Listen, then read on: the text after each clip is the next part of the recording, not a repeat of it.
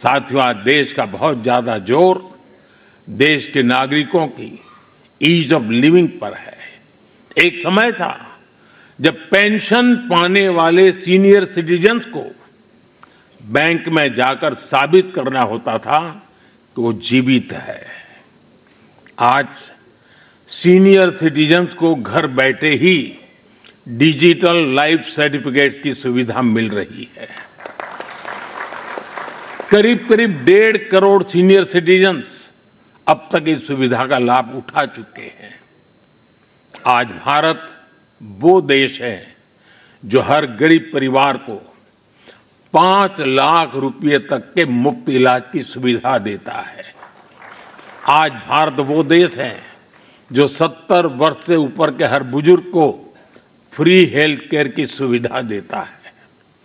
देश के हजारों जन औषधि केंद्रों पर आज 80% डिस्काउंट पर सस्ती दवाइयां मिल रही हैं। एक समय में हमारे देश में इम्यूनाइजेशन की कवरेज भी 60% से भी कम थी। करोड़ों बच्चे हर साल टीकाकरण से छूट जाते थे। आज मुझे संतोष है कि अब मिशन इंद्रधनुष की वजह से भारत में इम्यूनाइजेशन की कवरेज 100% पहुंच रही है। आज दूर सुदूर के गांवों में भी समय पर बच्चों का टीकाकरण हो पा रहा है। इन प्रयासों ने गरीबों की, मध्यम वर्ग की बहुत बड़ी चिंता कम की है।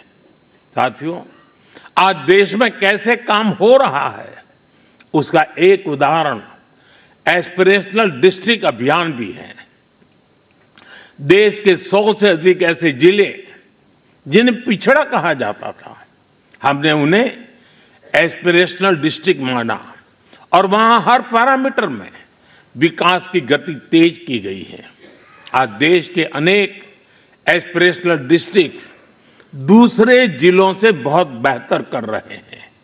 अब इसी मॉडल के आधार पर हमने एस्पिरेशनल ब्लॉक प्रोग्राम भी शुरू किया है।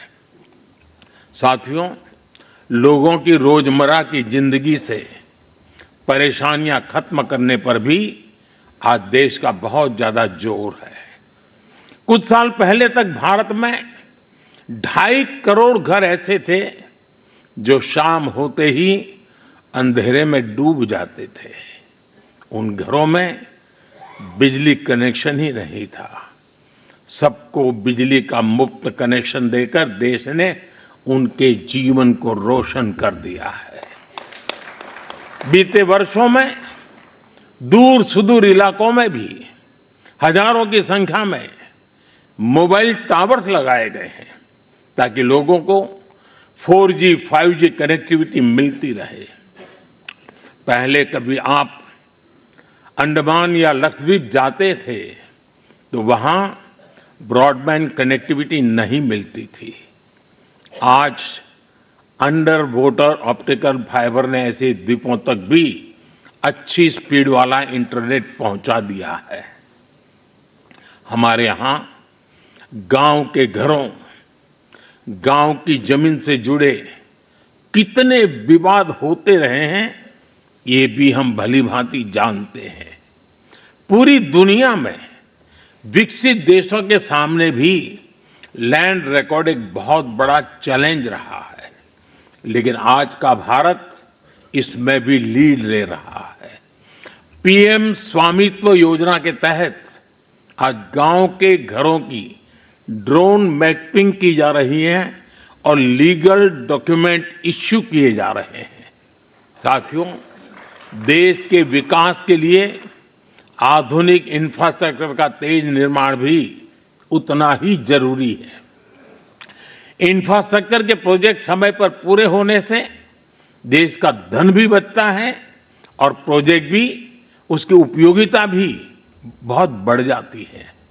इसी सोच के साथ प्रगति नाम से एक प्लेटफॉर्म बनाया गया है जिसमें इंफ्रा प्रोजेक्ट्स का रेगुलर रिव्यू होता है और इनमें से कुछ प्रोजेक्ट्स तो ऐसे होते जो 30-30, 40-40 साल से पेंडिंग थे।